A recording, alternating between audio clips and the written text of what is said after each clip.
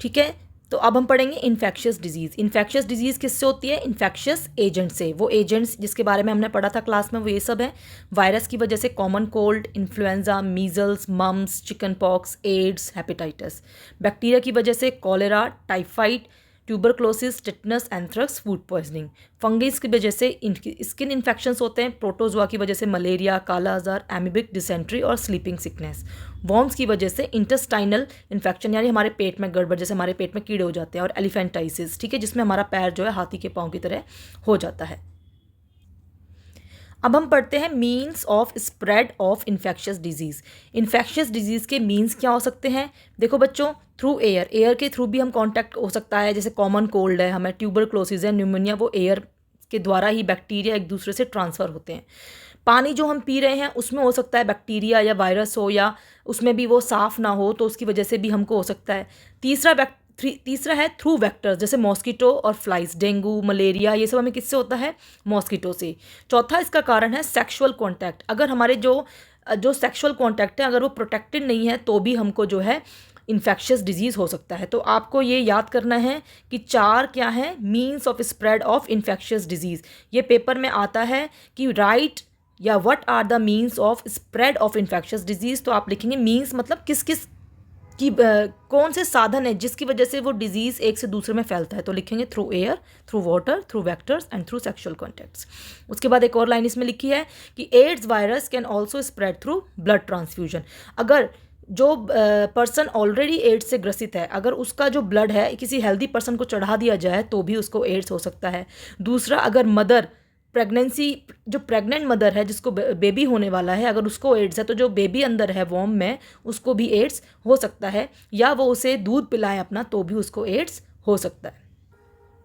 Next है हमारा organ specific और टिश्यू स्पेसिफिक। ये तो हमने जान लिया कि जो जितनी भी डिजीज़ होती हैं वो किसी ना किसी मीन्स, किसी ना किसी साधन के थ्रू हमारी बॉडी में जाती हैं। जैसे एयर, वाटर के थ्रू जाती हैं, वेक्टर के थ्रू जाती हैं, या सेक्सुअल कॉन्टैक्ट के थ्रू जाती हैं।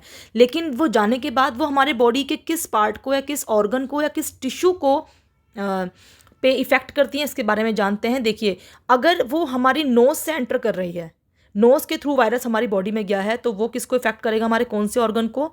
लंग्स को इफेक्ट करेगा। जैसे टीबी, लंग्स में टीबी हो जाता है, ठीक है।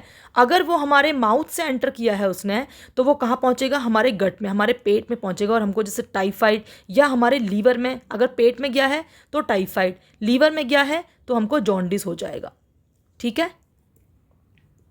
अगर वायरस सेक्सुअल कॉन्टैक्ट के थ्रू गया है तो क्या हो सकता है? हमको एड्स जैसी बीमारी हो सकती है, ठीक है। और spreads through the limbs to all, और वो लिम्स के थ्रू हमारी बॉडी के सारे पार्ट्स में चला जाएगा और हमारे इम्यून सिस्टम को बिल्कुल डैमेज कर देगा। वायरस विच कॉजेज जापानीज एनसीफेलिटिस, यानी जिससे ब्रेन फीवर होता है, वो हमारी बॉडी में किससे जाता है? मॉस्किटो के काटने से जाता है और वो हमारे ब्रेन को इफ़ेक्ट करता है। तो ये है कि हमारे पर्टिकुलर एक ऑर्गन को या पर्टिकुलर किसी टिश्यू को जो हमारे को इफ़ेक्ट करते हैं उसके बारे में जाना हमने।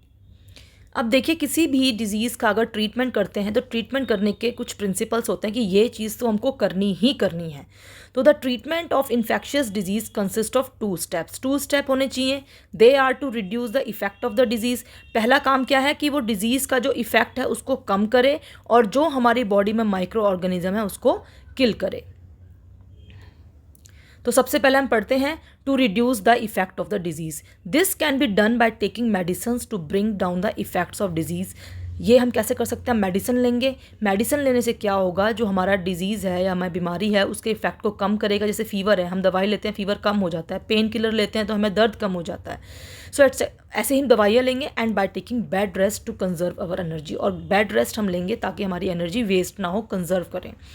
नेक्स्ट है हमारा टू किल द माइक्रोब्स। के लिए हम क्या करेंगे? This can be done by taking suitable antibiotics. Antibiotics क्या होते हैं? एंटीबायोटिक्स मेडिसन या केमिकल्स होते हैं विच किल्स द माइक्रोब्स को किल करते हैं और डिजीज़ क्योर, ठीक है। एंटीबायोटिक क्या करता है? देखिए, जब डॉक्टर के पास जाते हैं तो हमको जो भी दवाई देता है उस दवाई के साथ वो हमको एंटीबायोटिक भी देते हैं।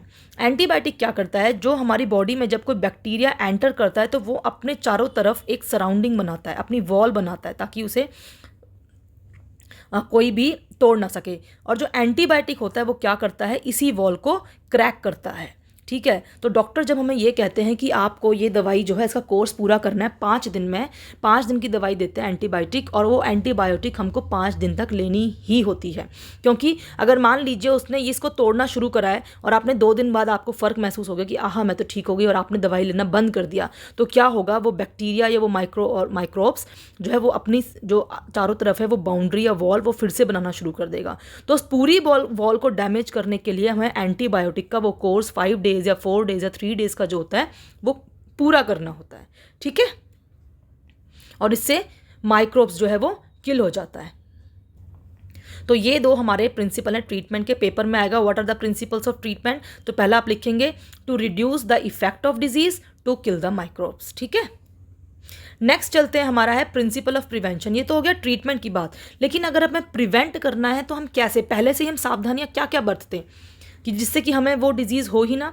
तो उसके लिए देखिए इसमें दिया हुआ है दो वेज हैं, एक जनरल वे और एक स्पेसिफिक वे। देखो जनरल वे में हम क्या कर सकते हैं, जो भी पब्लिक हाइजीन है वो मोस्ट इंपॉर्टेंट है, हमारे आसपास सफाई होनी चाहिए ताकि हमें कोई डिजीज़ ना हो।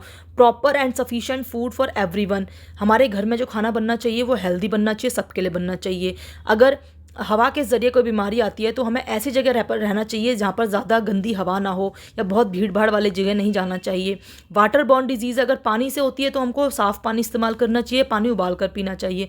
अगर मक्खी मच्छर से होते हैं तो हमें अपने घर का एनवायरनमेंट क्लीन रखना चाहिए ताकि मक्खी मच्छर ना हो। दूसरा है हमारा specific ways of prevention. Specific में हम क्या कर सकते हैं, देखो आजकल आप देख रहे हो सब बच्चों को 15 से 18 वर्ष के बच्चों को वैक्सीन लग रहे हैं, तो हम वैक्सीन लगवा सकते हैं पहले से ही ताकि हमें वो पर्टिकुलर बीमारी ना हो। वैक्सीन क्या होता है, हमारी बॉडी को प्रिपेयर करता है कि कल को हमारी बॉडी को ऐसी कोई बीमारी हो तो उसे लड़ने की हमारी शक्ति हमें बनाता है, इम्यूनिटी प्रोवाइड करता है हमको। ठीक है, जैसे टिटनेस के लिए ये वैक्सीन है, डिप्थेरिया के लिए, कफ के लिए, मीजल्स, पोलियो। अब आप देखिए पोलियो की 2 ड्रॉप्स पिलाते थे ना, तो क्या हुआ, हमारे देश में पोलियो बंद हो गया ताकि बच्चों को पोलियो हो ही ना।